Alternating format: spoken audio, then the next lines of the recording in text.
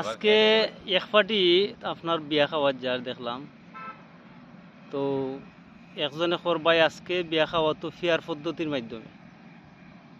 তো ফেয়ার পদ্ধতির মাধ্যমে বিয়া খাওয়ার তারা যার এখন হিবাই কইল তে ভাই ফেয়ার পদ্ধতির মাধ্যমে আমরা বিয়া খাওয়ার যাইরাম তো এখনই বউ খার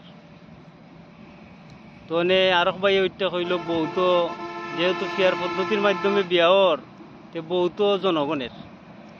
আমি চিন্তা করে দেখলাম আসলে বিষয়টা সত্য। আজকে আমি যদি বুড় দেই মার্কাত তে আমার চাহিদার মানুষে তো বুটটা পাইল না। আমি হয়তো দানের শীষ বিএনপি করে বুট মার্কাত দিলাম, কিন্তু এলাকার তো আমার নেতা আছে, হ্যাঁ, যারে আমরা আমার নেতা হিসাবে মানি।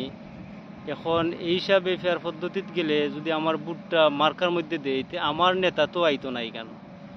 হ্যাঁ, পার্লামেন্ট থেকে খারে ফাটে নিব এমনও মানুষ আইতে পারে, আমি তারে মান্যা নাও নিতাম পারি, সেও আমারে মান্যা না নিতে পারে।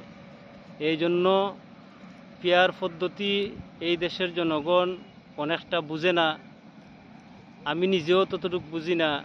এই জন্য আমরা মনে করি গণতন্ত্রের মাধ্যমে আমি বাংলাদেশ যেভাবে পিছনে নির্বাচনগুলো হয়েছে, আমরা আমাদের যে নেতাকে আমরা ভোট দেব সাথে এই নেতা এই ভোটে জয়যুক্ত হয়ে আমাদের আসনে আমাদের জন্য সেবা করতে পারেন, আমরা সহযোগিতা করতে পারি।